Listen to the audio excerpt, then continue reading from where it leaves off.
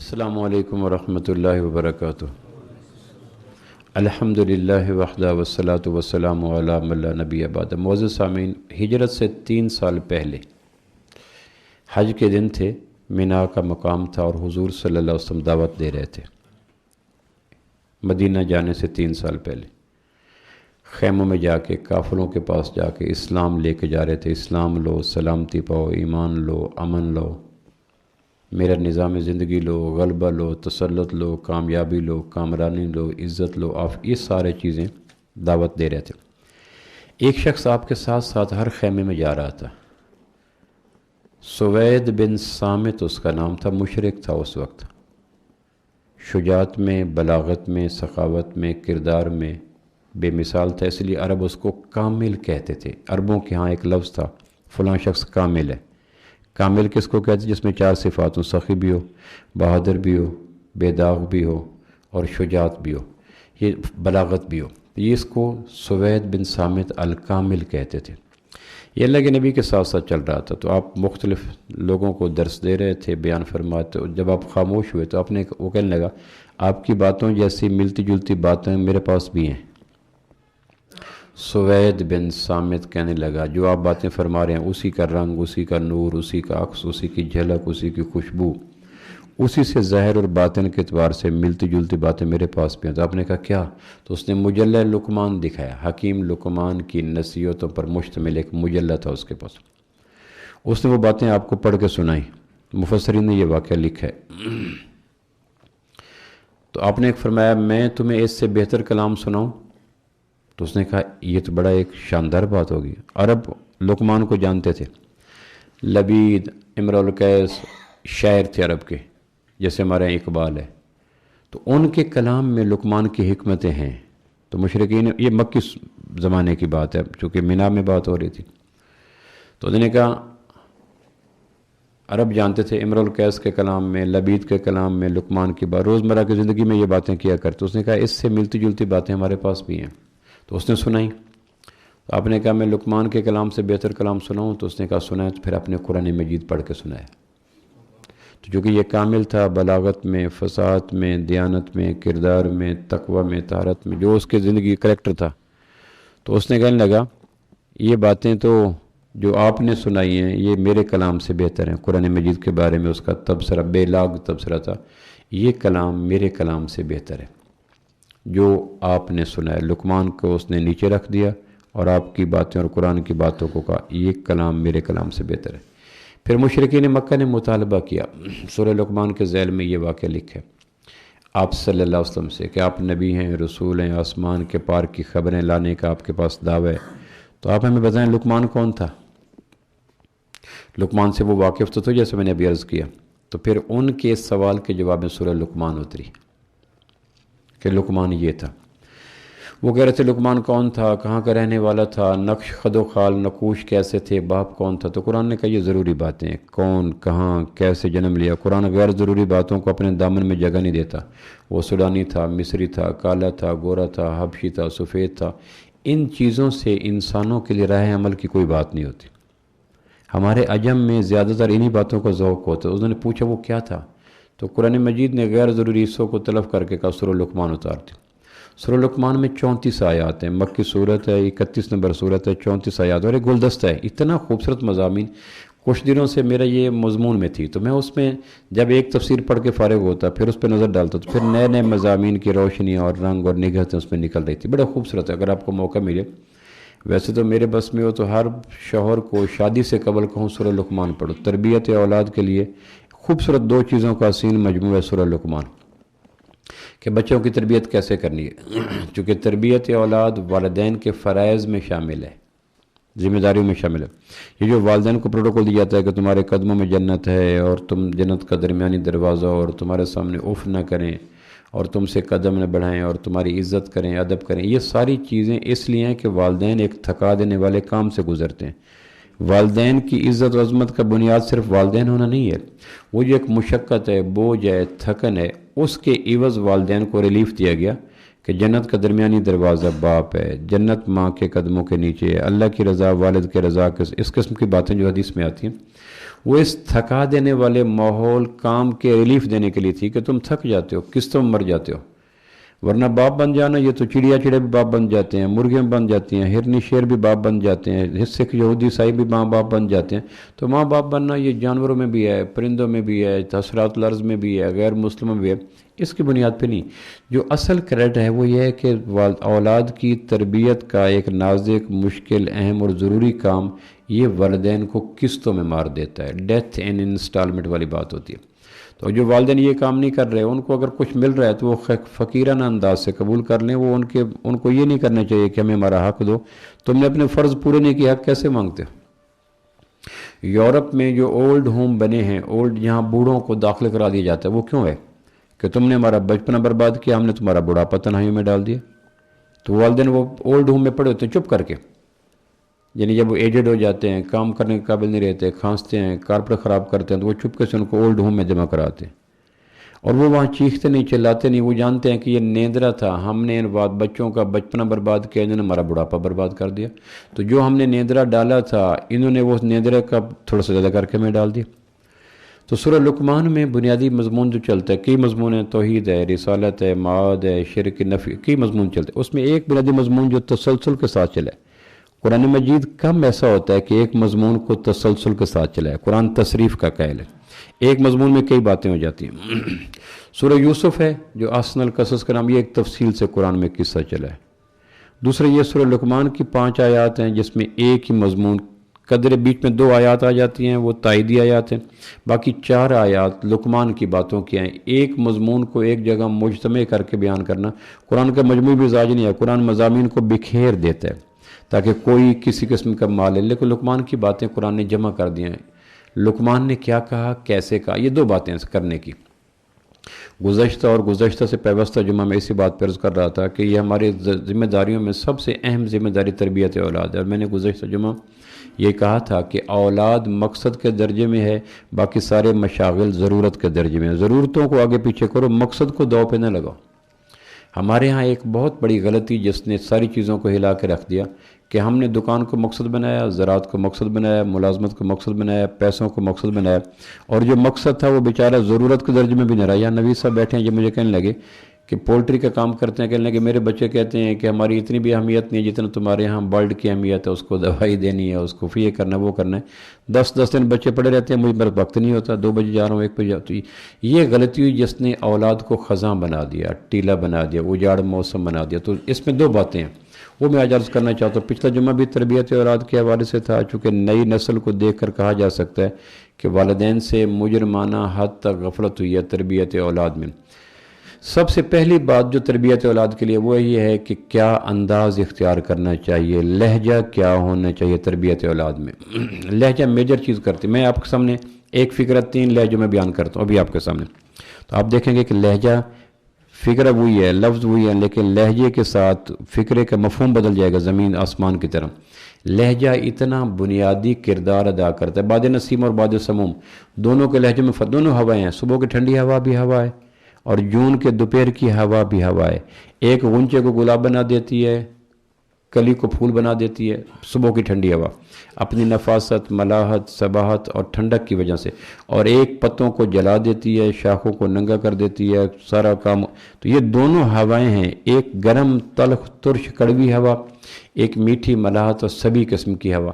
تو لہجہ بھی ہواؤں جیسا ہوتا ہے۔ تو قرآن مجید میں 3 جگہ پہ لقمان کا لہجہ بیان کیا۔ اگر والدین سے کہا گو تمہارے لیے کڑوا گھونٹ ہے لقمان کا لہجہ لینا، لیکن جس طرح ڈاکٹر کی کڑوی دوائیاں پھوڑے پھنسیوں کو ختم کر دیتی ہیں، یا کڑوی قسم کی سپرے جڑی بوٹیوں کو ختم کرتی ہے، جب بھی لہجہ آتشی ہونے لگے، الفاظ زہر بننے لگے، انداز تندور بننے لگے، تو لقمان حکیم کی ان باتوں کو لے کے کہیں کہ میرے لیے سب سے پہلے جو چیز ہے وہ ہے لہجے کو پرسکون رکھنا۔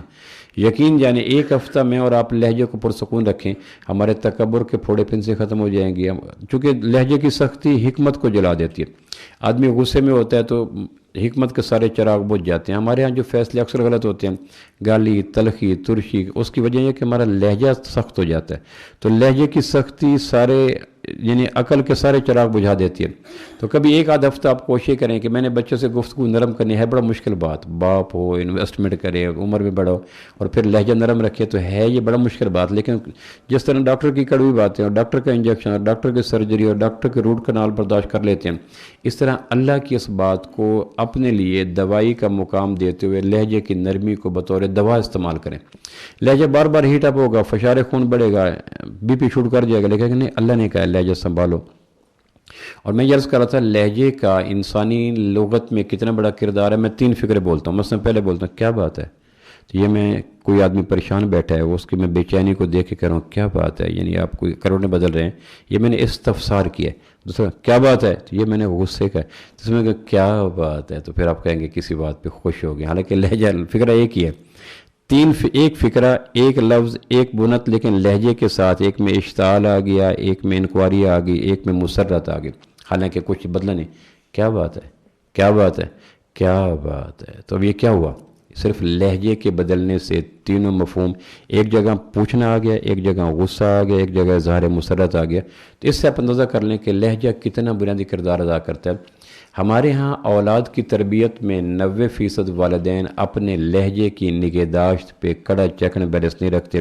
آئیں گے تو غصہ آئیں گے تو انگارے برسائیں گے، تندور بن جائیں گے، شعلے برسائیں گے. اور یہ تو آتش نوا خطیب بھی ہوتے ہیں، خطیب شعلہ نوا، یہ ہمارے باقاعدہ خطباء کی عظمت کا ایک ٹائٹل ہوتا ہے، آگ برسانے والا خطیب. ہاں، تو جب ممبر و محراب آگ برسائیں گے تو پھول کہاں سے کھلیں گے. اور یہ ایک خطباء کے لیے ایک بڑا اعزاز ہوتا، خطیب شعلہ نوا، خطیب، یعنی وہ آگ برسانے والا خطیب.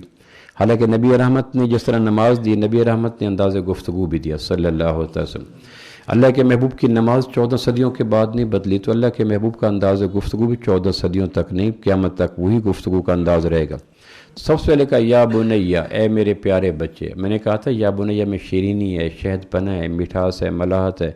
یہ ہمارے لیے مشکل ہے، لیکن آپ کوشش کر کے دیکھیں صحیح، بچے بات کریں گے کہ ابا کے لیے کوئی نیورو فزیشین تلاش کرنا چاہیے، ابا اندر نرم ہو چکا ہے. میں نے کہا تھا، میں نے ایک دفعہ کہا کہ حضور کی سنت تھی گھر میں داخل ہوتے مسکراتے تھے. ایک آدمی گھر میں داخل ہونا مسکرا کے داخل ہوا، تو اس کی بیوی نے اپنے بیٹے سے کہا بابا کو چیک کرو، آج بابا ہلا ہلا نظر آ رہا ہے. چونکہ بابا تو اور انداز سے داخل ہوتا تھا. ہاں، ایک آدمی نے کہا دوسرے آدمی کو کہ میں جب گھر میں داخل ہوتا ہوں ہر چیز سہم جاتی ہے. اس نے کہا جانوروں سے لوگ ڈر ہی جاتے ہیں، یہ کون سے حسن کی بات ہے کہ بھئی تم شوہر ہو، تم باپ ہو، تم بھائی ہو، تو تمہارے جانے سے تو ایک مٹھاسا نہیں چاہیے، ملاحت نہیں چاہیے، باد نسیم کا لہجہ. یہ کیا کہ تم ڈر تو ہر چیز سہم جاتی ہے چھوئی موئی کی طرح، تو جانوروں سے لوگ ڈر ہی جاتے ہیں. یہ کوئی روب ہے؟ روب کردار کا ہوتا ہے، روب اخلاق کا ہوتا ہے، روب للہیت کا ہوتا ہے، روب رات کے پچھلے پیر کے سجدوں کا ہوتا ہے، روب طبیعت کے عمل کا ہوتا ہے. باقی یہ لہجے کا روب، یہ تو غیر مسلموں کا روب ہے، ہمارا روب نہیں ہے. تو پہلی بات جو لقمان حکیم کے ذریعے تربیت اولاد کی گئی وہ یہ ہے یا بنیا، او میرے پیارے بیٹے. آگے کیا کیا؟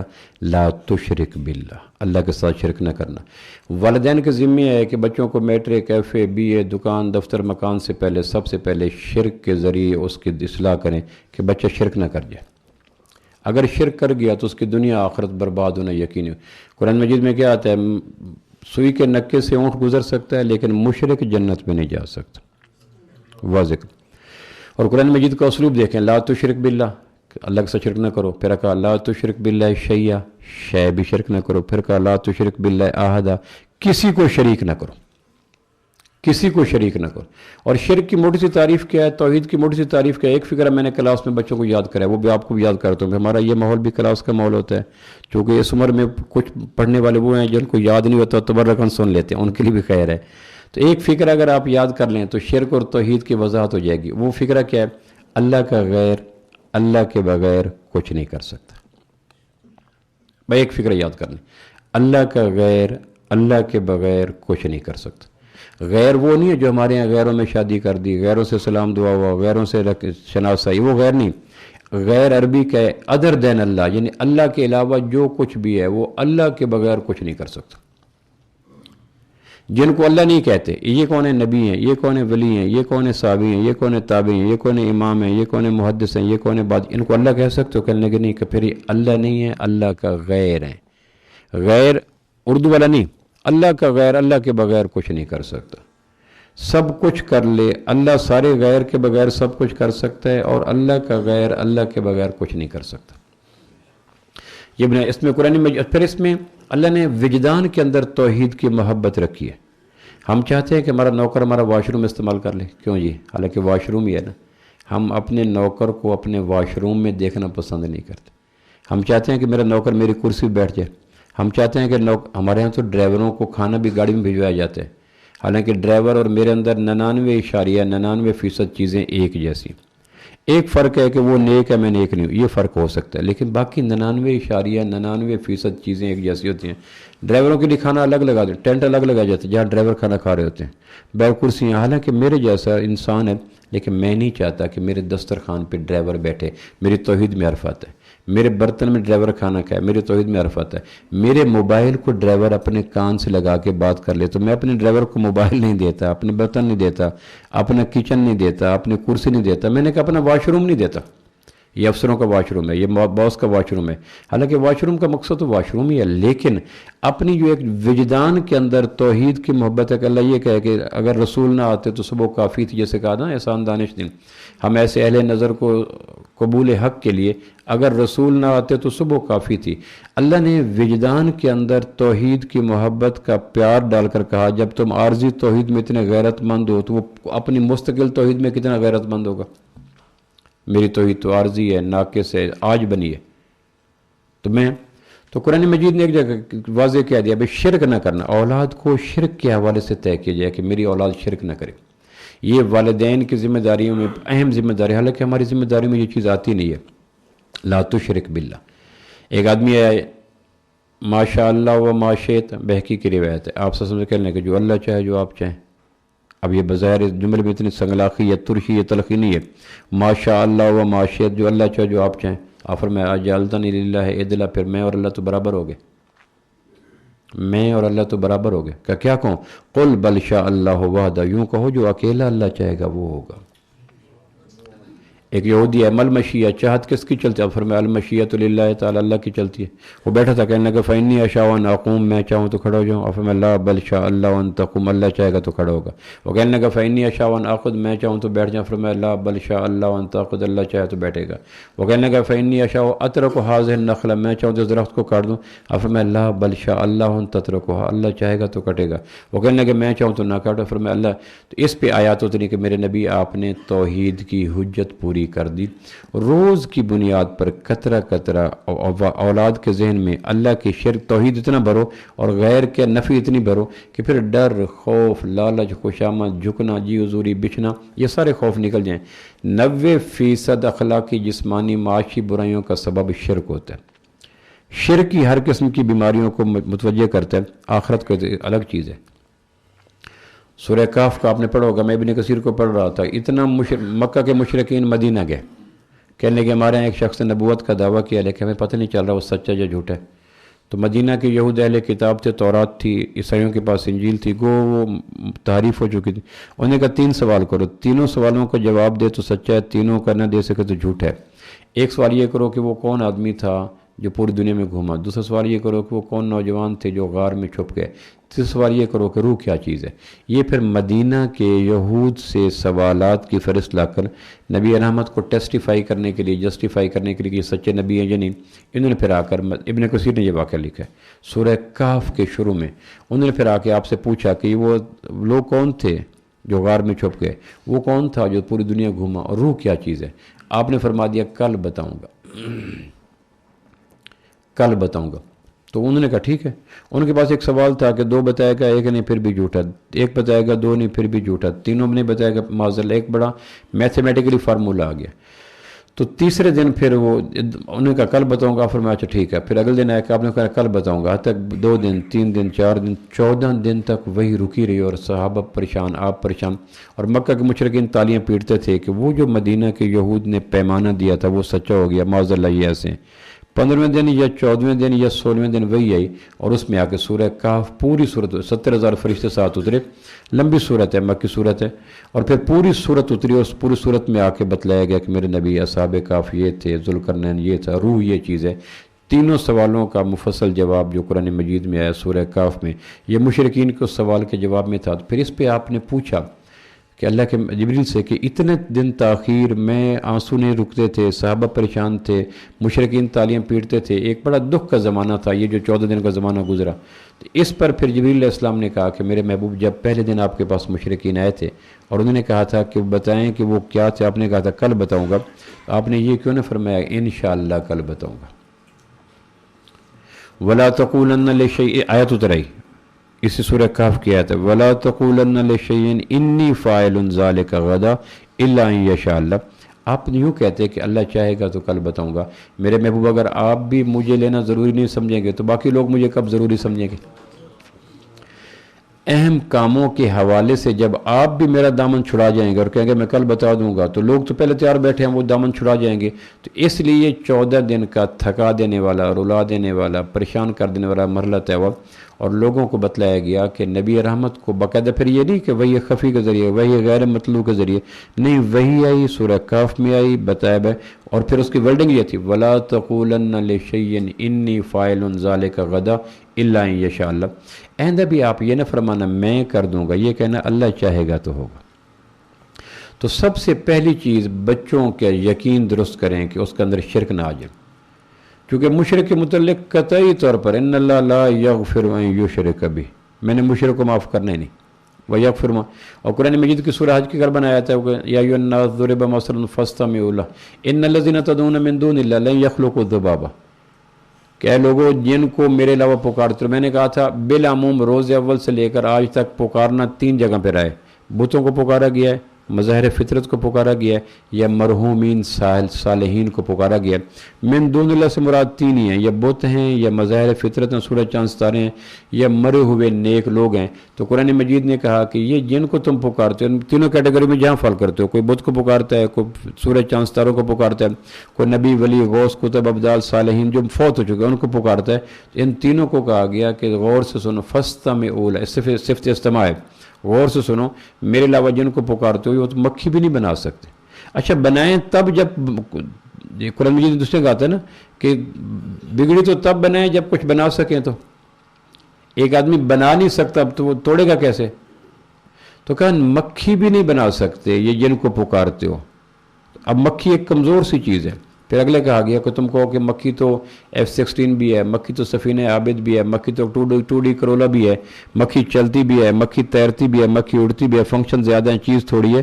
تو قرآن مجید نے کہا چلو اچھا یہ اگر فنکشن مشکل ہے کہ چھوٹی سی چیز ہے اڑتی بھی ہے، چھوٹی سی چیز ہے تیرتی بھی ہے، چھوٹی سی چیز ہے چلتی بھی ہے، یعنی اس میں پراڈو بھی ہے، اس میں سفینہ عابد بھی ہے، اس میں F-16 بھی ہے. تو تم کہو گے یہ کیس مشکل ہے. چلو یوں کر لو کہ مکھی اگر کمزور بالوں سے باریک ٹانگوں کے ساتھ ان کے دسترخوان سے لقمے کا لاکھواں حصہ لے کے چلے جائے، یہ تینوں معبود مل کر وہ مکھی کے ٹانگوں سے ذرہ بھی نہیں لے سکتے. ضعف الطالب والمطلوب، تم بھی کمزور اور میرے علاوہ جن کو پکارتے وہ بھی کمزور. تو پہلی چیز ہے بچے کا یقین درست کیا جائے کہ بیٹا اللہ کے علاوہ ڈرنا نہیں ہے. نہ بت کچھ کر سکتے ہیں، نہ کائنات کی بنی چیزیں کچھ کر سکتے ہیں، نہ مرے ہوئے لوگ کچھ کر سکتے ہیں. زندہ انسانوں سے گیو اینڈ ٹیک، یہ مصنوع زندگی ہے، لینا دینا چاہیے. دوسرا پھر فرمایا دوسری جو چیز کام کرنے کی ہے وہ پھر فرمایا یا بنیا انہا ان تک مثقال حبہ. پہلا کام اللہ کی ذات منوانا کہ اللہ ایک ذات ہے جو کرتی، ذات کا یقین. دوسری آیت میں پھر کہا یا بنیا، یعنی پھر آغاز لہجے سے لیا گیا یا بنیا او میرے پیارے بچے، انہا ان تک مثقال حبہ من خردل فتکن فی صخرہ او فی السماوات او فی الارض یاتی باللہ ان اللہ لطیف خبیر. دوسرا یہ ہے کہ اللہ کی صفات کا یقین پیدا کرو کہ اللہ، پہلا آیت میں تھی اللہ کی ذات ایک ہے، دوسرا یہ کہ اللہ کی صفات ہے کہ اللہ ایک ایسی ذات ہے جو دیکھ رہی ہے. لقمان حکیم نے کہ بیٹے انم نے پوچھا بابا صخرہ کیا ہے؟ قرطبی نے لکھا بابا صخرہ کیا ہے؟ انا ان تکن مثقال حبہ من فتکن فی صخرہ. صخرہ کیا ہے؟ کہ بیٹا 7ویں زمین کے نیچے دوزخ ہے، اس کے نیچے ایک پتھر ہے، اس کے اوپر 7 زمینیں ہیں. اس پتھر نے زمین اور جنت کے دوزخ کے درمیان کی چیزوں کو روکا ہوا ہے، وہ ڈھکن ہے. قیامت میں وہ صخرہ ٹوٹ جائے گا، دوزخ کے شعلے نکلیں گے، پہاڑوں کو اور سمندروں کو آگ لگ جائے گی. تو وہ صخرہ 7ویں زمین کے نیچے پڑے ہوئے ہلکے سبز رنگ کے پتھر کا نام ہے، جس کو تحت الثری بھی کہتے ہیں، صخرہ بھی کہتے ہیں. رائی کا دانہ چھوٹے ہونے کے ایک اخیر مثال ہے، صخرہ کے ایک گہرائی کی اصیل میں، آسمان ایک بلندیوں کی مثال ہے، اور زمین ایک پھیلاؤ کی مثال ہے. بیٹا رائی کا ایک دانہ انا ان تک مثقال حبۃ من خردل فتکن فی صخرہ، وہ 7ویں زمین کے نیچے پڑا ہو، او فی السماوات یا آسمان کی بلندی ابودیت پڑھاؤ، او فی الارض یا زمین پہ ہو، یاتی بہ اللہ، یہ نہیں کہ اللہ دیکھتا ہے، یاتی بہ اللہ اس کو لے کے جب چاہے لے کے آ سکتا ہے، ان اللہ لطیف خبیر۔ تو بچوں میں اللہ کا دیکھنا پیدا کرو۔ میں نے اکثر کہا کرتا ہوں نیکی نہیں جب تک اللہ کی رضا کے لیے نہ کی جائے۔ شہادت کتنی بڑی نیکی ہے، علم کتنی بڑی نیکی ہے سخاوت، لیکن اگر اللہ کی رضا نکل گئی، نیکی تب نیکی بنتی جب اللہ کے لیے کی جائے، اور گناہ بھی تب اللہ کے ہاں چھوڑنا مقبول ہے جب اللہ کی وجہ سے گناہ چھوڑا جائے۔ گردہ خراب ہو جائے گا، منہ کا کینسر ہو جائے گا، پیسے برباد ہو جائیں گے، لوگ کیا کہیں گے۔ غیر اللہ کی بنیاد پہ گناہ چھوڑنا بھی گناہ ہے۔ اس لیے بچے کو اپنی آنکھ سے، اپنے کیمرے سے، اپنی ذات سے، اپنی ماں سے نہ ڈراؤ، یہ گناہ چھوڑنے کے باوجود بھی گنہگار رہے گا۔ جس طرح نیکی اللہ کے لیے کرے گا تو نیکی ہوگی، اس طرح گناہ کو اللہ کے دیکھنے سے چھوڑے گا تو نیکی بنے گی، ورنہ گناہ خود گناہ ہے۔ ہمارے ہاں جو غلطی کی گئی، گناہ کو غیر اللہ کی بنیاد پہ چھوڑنے کی مشق کروائی گئی، اور غیر اللہ ہر جگہ موجود نہیں ہو سکتا، اور اگر غیر اللہ کی بنیاد پہ چھوڑ بھی جائے تو گناہ عملی گناہ تھا، غیر اللہ کی بنیاد پہ چھوڑنا اعتقادی گناہ ہے۔ دیکھو نا، جب غیر اللہ کے نام پہ ذبح کرنا وہ کیا ہے؟ ضروری نہیں ہے کہ اس بت کا نام لے کے ذبح کیا جائے، نیت ہو کہ فلاں کو راضی کرنے کے لیے کر رہا ہوں تو حرام ہے، جس طرح خنزیر حرام ہے، جس طرح سور حرام ہے، جس طرح پڑا ہوا خون حرام ہے۔ اس نے نام نہیں لیا، اس کی نیت تھی کہ فلاں جگہ پہ جا کے کروں گا۔ دیکھیں نا، میں ماں کے نام پہ قربانی کرتا ہوں تو ثواب ہے، کسی نیک انسان کی قبر پہ جا کے ذبح کرتا ہوں تو حرام کیوں کہتے ہیں؟ اس لیے کہ وہاں یہ تھی کہ میری اس ذبح کرنے کی نیکی سے خوش ہو کر یہ صاحب قبر میرا کام بنا دے گا۔ حالانکہ ذبح کرتے ہوئے بسم اللہ اللہ اکبر پڑھا گیا، لیکن نیت یہ تھی کہ میرے اس کام سے یہ دفن ہونے والا خوش ہو کر مجھے بیٹی دے گا، میرا رشتہ کروا دے گا۔ تو لفظ نہیں بدلے، نیت کے بغیر اللہ کی نیت کی وجہ سے وہ ذبیحہ بھی خنزیر کی طرح حرام ہو گیا۔ ایک آدمی کہتا ہے یہ کون سی بڑی بات ہے، ماں کے نام پہ ذبح کرو تو حلال ہے؟ کہنے کہ ہم نے اس لیے ذبح کی کہ ماں کو فائدہ ہو، ذبح اس لیے کیا، یہ صدقہ اس لیے کیا کہ اس عمل سے اللہ خوش ہو کر میرے ماں باپ کے آخرت کے مراحل بہتر کرے، اور میں نے نیک آدمی کی قبر پہ اس لیے ذبح کیا کہ اس ذبح سے خوش ہو کر وہ میرے کام بنا دے۔ فرق ہے یہ نہیں؟ اے اہل نظر فرق کرو عشق و حوث میں، سگریٹ کا دھواں اور ہے، آہوں کا دھواں اور۔ میں اس لیے ذبح کر رہا ہوں کہ میرے اس ذبح کرنے سے ثواب خوش ہو کر اللہ میرے ماں باپ کی آخرت کو بنا دے، اور نیک انسان کی قبر پہ اس لیے ذبح کر رہا ہوں کہ میرے اس ذبح کرنے سے یہ قبر والا خوش ہو کر میرے کام بنا دے۔ تو اس میں کوئی فرق نہیں، کتنا بڑا فرق پڑ جاتا ہے۔ اس لیے گناہ کو اس لیے کہ میں دیکھ رہا ہوں یہ گناہ سے بڑا گناہ ہے کہ اس نے گناہ کو شرک کی بنیاد پہ چھڑوایا ہے۔ غیر اللہ کی بنیاد پہ گناہ چھوڑنا اعتقادی گناہ ہے۔ اس لیے لقمان جو گناہ کو چھوڑنے کا نسخہ کیمیا دے رہے ہیں، بیٹا رائی کا ایک دانہ ہو، میں کب کب بچے کے ساتھ ہوں گا، میری آنکھوں کے وائپر تو گر جاتے ہیں، میری آنکھوں کے سامنے خزاں کا پتہ آ جائے میرا سارا وین برباد ہو جاتا ہے، ایک سفید کاغذ آ جائے میرے ساری آنکھیں برباد ہو جاتی۔ تو کتنی کمزور بنیاد پر بچے کو گناہ کے چھوڑنے کے لیے میں کوشش کر رہا ہوں، اور اس سے خربوں گنا طاقتور ہے۔ بچہ اللہ دیکھتا ہے، پھر آپ ہیں کہ نہیں؟ اللہ کو بابا اونگ آتی ہے کہنے لگے نہیں، نیند آتی ہے کہنے لگے نہیں، اللہ کو تھکن آتی ہے کہنے لگے نہیں، اللہ اندھیرے میں چوکتا ہے کہنے لگے نہیں، اللہ کو ایک چیز کا دیکھنا دوسرے سے غافل کرتا ہے کہنے لگے نہیں۔ تو وہ سارے چور دروازے جو مجرم کو گناہ کے لیے آمادہ کرتے ہیں، قرآن نے ان سارے چور دروازوں کو بند کر دیے۔ اس لیے دوسری یہ ہے کہ بیٹے کو یہ کہو کہ اللہ دیکھ رہا ہے، کیمرے کی آنکھ دیکھ رہی ہے، میڈیا دیکھ رہا ہے، استاد دیکھ رہا ہے، باپ دیکھ رہا ہے، میں نے اس کے کوڈ ورڈ لگا رکھا ہے۔ ان بنیادوں پہ اگر گناہ چھوڑ بھی دیا تو دو گنہگار ہو جائیں گے، اس کے اندر اعتقادی گناہ بھی آ جائے گا، اس کے اندر عملی گناہ بھی آ جائے گا۔ میں نے اس کے اندر غیر اللہ کا خوف بھی ڈال دیا اور عملی گناہ بھی روک نہیں سکا۔ اور یہ یقین رکھیں کبھی انسانی تدبیریں انسانوں کو گناہوں سے نہیں روک سکتی۔ انسانی تدبیروں کے آگے ہمالیہ یا دیوار بنتی ہے، اللہ دیوار چین بنتی ہے اللہ کی ذات کا دیکھنا۔ پہلی صدی میں گناہ کم سے کم تر سے کم ترین کیوں تھے؟ اس لیے کہ یہ احساس تھا بچہ اللہ دیکھ رہا ہے۔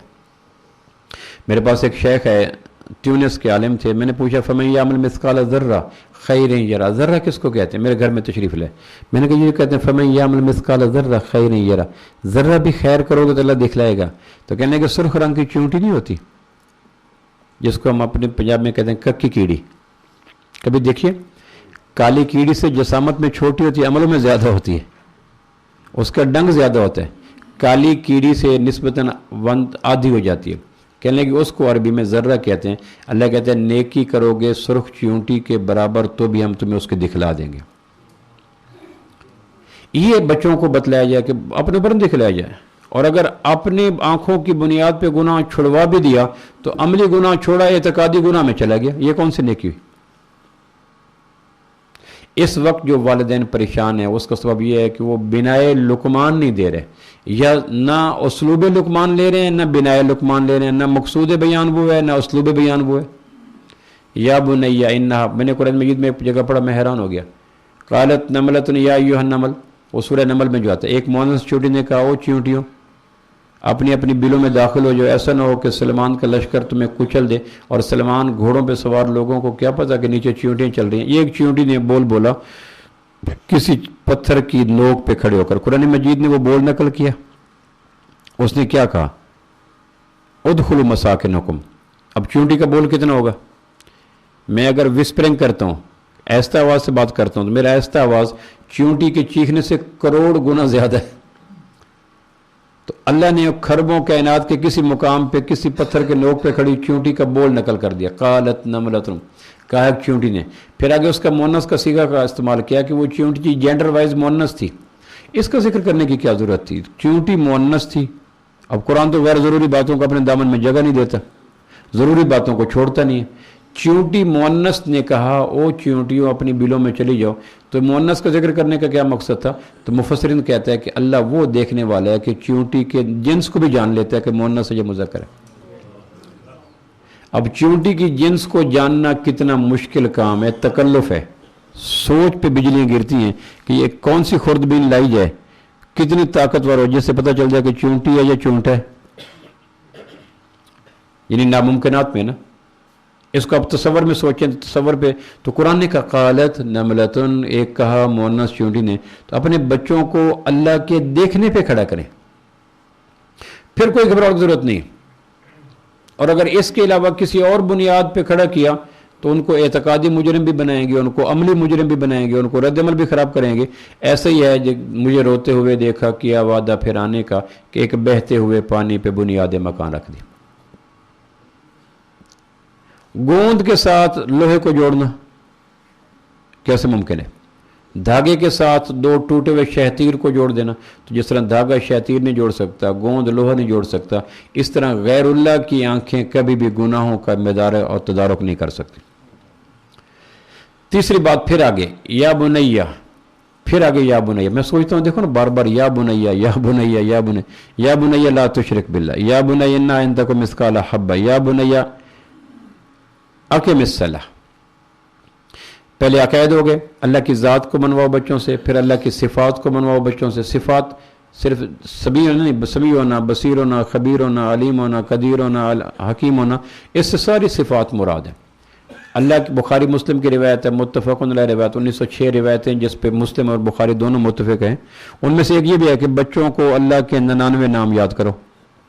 99 نام صرف لفظ نہیں ہے، ان کے پیچھے ایک جہان ہے. ایک اللہ لطیف ہے، اللہ خبیر ہے، اللہ بصیر ہے، اللہ کریم ہے، اللہ علیم ہے. ایک بدو نے کہا میں یحاسب الخلق یوم القیامہ، ابن ماجہ کی روایت ہے، میں یحاسب الخلق یوم القیامہ، قیامت الدین کون حساب لے گا بندوں کا؟ تو آپ نے کہا اللہ عز و جل لے گا. تو وہ جھوم کے کہنے لگا نجوت و رب الکعبہ، پھر تو بچ گئے. اب یہ بدو لفظوں کا تلفظ جانتے، لفظوں کا معنی کیا؟ نجوت و رب الکعبہ، پھر تو بچ گئے. اب پھر کیف یا عربی، کیسے؟ کہ ان الکریم اذا قدر عفا، جب آپ نے کہا اللہ لے گا. اور اللہ کے صفاتی نام میں ایک نام کریم بھی ہے، اور کریم کہتے ہیں جو پکڑ کے چھوڑے، جو پکڑے اور چھوڑے نا اس کو کریم کہتے نہیں. اب یہ لفظوں کا فائدہ اٹھا گیا عربی. اس نے کہا اللہ کریم لے گا، کہنے گیا کہ کریم ہماری زبان میں کہتے ہیں اس کو ہیں جو پوری طرح پکڑ لے اور پکڑ کے چھوڑے تو کریم بنتا ہے، نہ چھوڑے تو کریم بنتا ہی نہیں. نجوت و رب الکعبہ، پھر تو کام ہی کام ہو گیا. ان الکریم اذا قدر عفا. تو بچوں کو روزانہ کی بنیاد پر اس کا روحانی ٹانک دیکھ، بچہ اللہ دیکھ رہا ہے، رات کیا، دن کیا، صبح کیا، شام کیا. ایک بدو نے کہا اللہ کے نبی کائنات میں جتنے درخت ہیں اللہ جانتا ہے کہاں؟ کہ جن درختوں کے پتے اللہ جانتا ہے کہاں، کہ کون سا پتہ ہوا کے کس جھونکے سے گرے گا اللہ جانتا ہے کہاں، کہ وہ پتہ زمین تک آتے ہوئے کتنی کلابازیاں لے گا اللہ جانتا ہے کہاں، کہ زمین پہ کس کروڑ گرے گا اللہ جانتا ہے کہاں، کہ زمین اس پتے کے کتنے ذرات بنائے گی اللہ جانتا ہے کہاں، کہ ان ذرات کو ہوائیں کہاں بکھیریں گی اللہ جانتا ہے کہاں۔ اس نے اللہ اکبر کا اور فوت ہو گیا۔ یعنی یہ تھا اللہ کی ذات صفات کا یقین۔ درخت کتنے، پتے کتنے، کب گرے گا، کتنے کروڑیں لے گا، زمین پہ کس سمت گرے گا، زمین اس کے ذرے کتنے بنائے گی، ان بے وقت بے مایا بے توقیر ذروں کو ہوا اٹھا کے کہاں کہاں بکھیرے گی۔ اب یہ کتنا سوچ کو بھی اس کو مجتمع کرتے ہوئے آدمی پر بجلی نہیں گرتی۔ ہم نے بچوں کو عملاً باپ بنا رکھا ہے، تو باپ منواتا ہے بات، جو بات بچے نے کہہ دیا ماننا شروع کر دیا۔ تو دوسری بات یہ ہے کہ اللہ دیکھ رہا ہے، اس بنیاد پہ وقتاً فوقتاً اللہ بچوں یا بنیہ کا لہجہ ضروری ہو۔ یا بنیہ کا لہجہ نہ ہوا تو پھر لا تشرک باللہ بھی نہیں لے گا، وہ کہے گا بابا آپ پہلی بات نہیں لیتے، دوسری بات میں نہیں لیتا۔ آپ کا لہجہ بھی تو آگ برساتا ہے، تندور کی بھاپ نکالتا ہے، پریشر کوکر کے ہم بھی پھٹ جاتے، فشار بھی۔ شوگر والے بیچارے معذور ہیں، چلو ان کو کسی حد تک کنسیشن دی جا سکتی ہے، لیکن وہ بھی معذور نہیں ہے کہ بیوی کے سامنے وہ بھی زور سے نہیں بولتے۔ اگر ہر جگہ بولتے ہیں تو بیوی کے سامنے بولیں۔ اگر کہیں میری شوگر ہے تو پھر تمہاری شوگر پنے کا آواز بیوی کے سامنے اونچی کیوں نہیں ہوتی؟ اس مقصد وہ کملے نہیں یملے ہیں، انہیں پتہ ہے کہ کہاں اونچا بولنا ہے، کہاں شوگر بڑھ سکتی ہے، اور کہاں شوگر کے جواب میں چمٹا بھی آ سکتا ہے، انہیں پتہ ہے۔ لہٰذا شوگری بھی قابل اعتبار نہیں ہے۔ اگر میں شوگریوں کو دوں تو شوگریوں کو بھی نہیں دیا سکتا، کہ ان کو پتہ ہوتا ہے کہ کہاں بولنا ہے کہاں نہیں بولنا، انہیں سارا پتہ ہوتا ہے۔ پھر تیسری بات، یا بنیہ اقم الصلاۃ، بیٹا نماز کو قائم کرا۔ اقم کے لغوی دو معنی ہیں، درست کرنا نمبر 1، لغوی معنی رواج دینا نمبر 2۔ بیٹا نماز کو قائم کر، یعنی اپنی نماز کو درست کر، پالش کر، بیوٹیفائی کر، خوبصورت بنا، مزین کر، میک اپ کر، اس کے خوبصورت بہتر سے بہتر بنا۔ وہ نہیں جو ایک دفعہ سیکھی تھی دادی اما نانی ماں سے ویسے کرتے رہے۔ حضرت عمر رضی اللہ کسی کو گورنر بنانا چاہتے تو یہ نہیں دیکھتے تھے کہ اس نے بی اے کیا یا نہیں کیا۔ مشرف مرحوم کی پالیسی تھی، بی اے کیا نہیں کیا، وہ چھپ چھپ کے نمازیں دیکھتے تھے کہ نمازیں کیسی ہیں۔ اگر نمازیں شاندار ہیں، ہاتھ، آنکھ، حرکات، سکنات، کیفیات، دھیان، تو وہ کہتے تھے کہ یہ بندہ جس کی نماز کی بریک ٹھیک ہے، اس کو جہاں بھی چھوڑ دو گے ٹھیک ہوگا۔ اقم کا لغوی معنی ہے کہ اپنی نماز کو درست کرنا، بے سے بہتر سے بہترین بنانا، اور نماز بہترین بنتی ہے 5 چیزوں سے۔ 5 چیزوں سے: وضو ٹھیک ہو، راستے کا سفر ٹھیک ہو، اوقات ٹھیک ہوں، حرکات ٹھیک ہوں، کیفیات ٹھیک ہوں۔ یہ 5 چیزیں ٹھیک ہوں تو نماز بنتی ہے۔ اگر ان میں ایک میں بھی جھول جائے، وضو کی ایک صحابی نے کہا میرے نماز میں خیالات نہیں رکتا، فرمایا وضو ٹھیک کر۔ عبداللہ بن مسعود ایک آدمی کو دیکھ کے کہتے ہیں آنکھ جھکا کے جاتا تھا، تابعی تھا، فرمایا تجھے اگر راستے میں جاتے ہوئے اللہ کے نبی دیکھتے بڑے خوش ہوتے۔ آنکھ جھکا کے جانا۔ کانت علی المؤمنین کتابا موقوتا، وقت کی پابندی کرنا۔ پھر نماز میں غیر ضروری خارج کھجلی یہ نہ کرنا۔ پھر نماز کے اندر خیالات کو آوارہ نہ ہونے دینا، خیال کے پنچھی کو اللہ کے پنجرے میں قید کر کے رکھنا۔ یہ 5 چیزوں کا حسن نماز کو درست کرتا ہے۔ تو چھپ چھپ کے بچوں اس لیے کہا نا کہ فرض کے علاوہ باقی نمازیں گھر پڑھو، کیوں کہا گیا؟ گھروں کو قبرستان نہ بناؤ تاکہ بچے تمہارے سامنے نماز پڑھیں، رکوع کریں، قیام کریں، سجدے کریں، اور تم غیر محسوس انداز سے ایک تائرانہ نگاہ ڈال کر دیکھو کہ نماز میں کہاں جھول آ رہی ہے، چونکہ نماز کی جھول پوری زندگی میں جھول ہوگی۔ ایک بچے کی ماں کے پیٹ میں 9 مہینے کے بعد 4 انگلیاں ہیں، تو اللہ اس کو زندگی دے 80 سال کی تو 4 ہی رہیں گی، 5 نہیں ہوگی، چونکہ 9 مہینے کے عرصے میں اگر 5ویں انگلی نہیں بنی تو 90 سال کی عمر میں بھی 5ویں انگلی نہیں بنے گی۔ جس کی نماز میں کوئی چیز ٹھیک نہیں ہوئی، کعبہ کے رب کی قسم اس کی تجارت بھی ٹھیک نہیں ہوگی۔ جس کی نماز جاندار اس کی زندگی شاندار۔ ایک آدمی بولتا اوور ہے، غیبت کرتا تو یقیناً اس کا جا کے جوڑ نماز کے ساتھ ہے۔ خطاب کا بیٹا جو ذہین ترین انسان تھا کہا کرتا تھا میں جب کسی کو گورنر بناتا ہوں تو نمازیں دیکھتا ہوں، نمازیں انسانی وجود کی بریک ہے، تو نماز میں بچے کی نماز دیکھی جائے کہ نماز ٹھیک ہے۔ फिर छोड़ दो, फिर घबराने की ज़रूरत कोई नहीं। और अगर FA है, BA है, MA है लेकिन नमाज नहीं है तो ये ऐसे है कि गाड़ी कीमती है, ब्रेक कोई नहीं। 2 करोड़ की गाड़ी हो, फ्यूल भी पूरा हो लेकिन ब्रेक ना हो तो हम उसको कार पोर्च से नहीं निकालते। लेकिन गाड़ी आम सी हो, लाख 1.5 लाख की, ब्रेक ठीक हो तो हम लेके चले जाते हैं। इंसानी ज़िंदगी क्या हलाल क्या हराम क्या, इसकी ब्रेक का नाम नमाज है। अगर ये नहीं है तो फिर हराम भी खाएगा, हराम भी देखेगा, हराम भी बोलेगा, हराम भी सोचेगा। जब किसी आदमी की ज़िंदगी में हराम हलाल की पहचान न रहे, हराम सिर्फ ये नहीं होता खाना, हराम देखना, हराम बोलना, हराम सुनना, हराम सोचना, हराम जज्बे, ये भी हराम होते हैं। माकूलात में हराम होता है, मशरूबात में हराम होता है, मलबूसात में हराम होता है, तख़य्युलात में हराम होता है, जज्बात में हराम होता है, बसारत में हराम होता है, समात में हराम होता है, गोयाई में, हर चीज़ में हराम और हलाल के ऑप्शन है। जो आदमी हराम हलाल की सारी दीवारें तोड़ दे उसको सोचना चाहिए कि मेरी नमाज में यही गड़बड़ है। तो बच्चे की नमाज़ों को ठीक किया जाए, बेटी की नमाज़ों को ठीक किया जाए।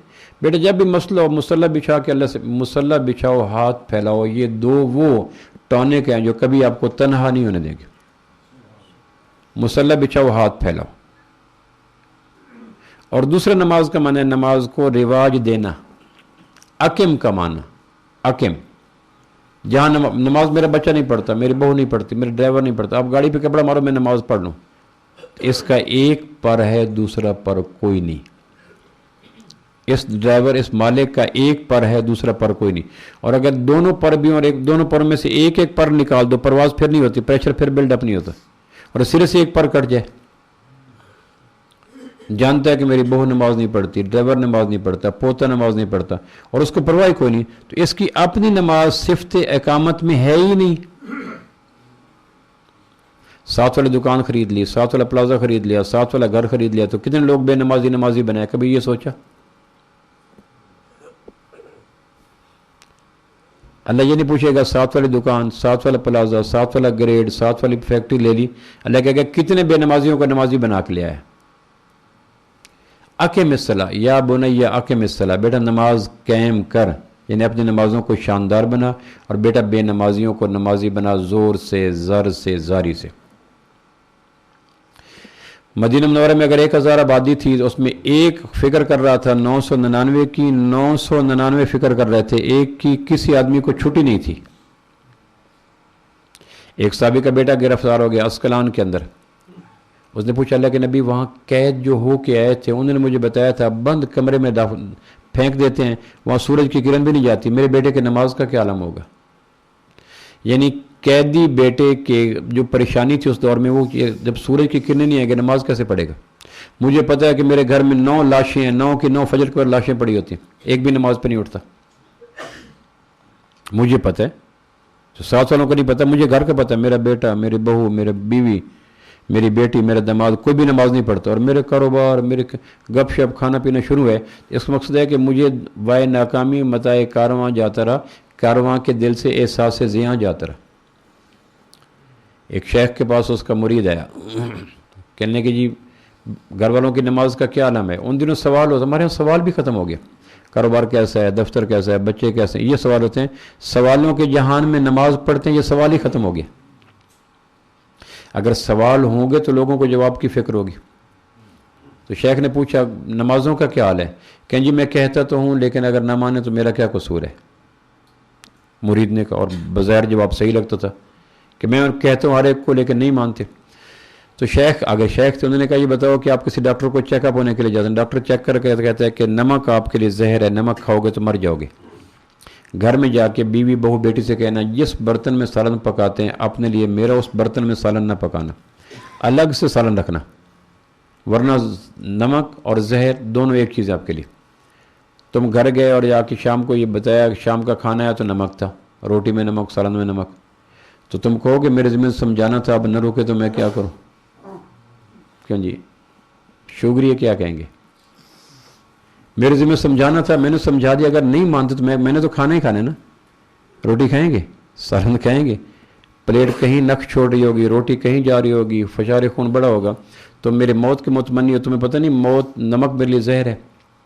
कहने के तुम कितना रद्द अमल ज़ाहिर करोगे। तो अगर तुमने कहा बच्चों को नमाज़ पढ़ नहीं पढ़ते, तुमने क्या किया, तुम्हारी गपशप भी है, खाना भी है, दुकान भी है, दफ्तर भी है, तुम्हारे मामूलात तहियात में फ़र्क नहीं है, तो वो कहता होगा बच्चा कि अगर नमाज ज़रूरी होती तो बड़ा डिस्टर्ब तो होते। ابا کہہ کے گنگلوں سے مٹی اتار کے چلے جاتے ہیں. تو جیسا ابا کا کہنا ویسے بچوں کا پڑھنا. وہ لہجہ بھی دیکھ رہے ہوتے ہیں، رسپانس بھی دیکھ رہے ہوتے ہیں، چہرے کا اتار چڑھاؤ بھی دیکھ رہے ہوتے ہیں، معمولات حیات بھی دیکھ رہے ہوتے ہیں. وہ کہتے ہیں ہمارا کہنے بے نمازی کے بعد بابا کے معمولات حیات میں ایک چونٹی کے ٹانگ کے برابر بھی فرق نہیں ہے. تو وہ ہمارے لہجے کو دیکھیں یا معمولات حیات کو دیکھیں. تو کوشش کریں بچوں کو اللہ کی ذات کا یقین سکھلائیں، کوشش کریں بچوں کو اللہ کی صفات کا یقین کریں، اور کوشش کریں بچوں کو اقامت الصلاۃ کے مفہوم سے آگاہ کریں. بچہ نماز پڑھنی بھی ہے اور نماز کو خوبصورت بنانا ہے، اور نماز بے نمازیوں کو نمازی بنانا ہے. یہ اگر چیزیں ہوگی تو پھر یہ بچے وہ ہیں جو آنکھوں کی ٹھنڈک بنتے ہیں. اور اگر یہ نہ ہوئی تو پھر بچوں وہ بنتے ہیں جو جس کے لیے وہ کہا گیا کہ قرب قیامت میں لوگ قبروں کو دیکھ کے کہیں گے کاش تمہاری جگہ ہم ہوتے اور ہماری جگہ تم ہوتے. اور یہ پریشانی ان کو صرف ان کی اولاد سے ہوگی. اور اولاد کو پریشانی اس لیے ہوگی کہ مالی نے جب دیکھ رہا تھا کہ پودے شاخیں پھیل کر روشوں پہ آ رہی ہیں، راستوں پہ آ رہی ہیں، اور مالی نے اس کو کاٹا نہیں، جب گزرنے لگا تو کانٹے شاخیں مالی کے دامن میں الجھ گئیں اور اس کے جسم کو زخمی کیا. تو قصور شاخوں کا نہیں ہے، قصور مالی کا ہے کہ مالی نے تہذیب والا کام چھوڑ دیا. حذب یہذب و تہذیب کہتے ہیں بڑی شاخوں کو کاٹنا. بچوں کو تہذیب سکھلاؤ، اللہ کی ذات کا یقین، اللہ کی صفات کا یقین، اور نمازوں کو قائم کرنے پہ لائیں.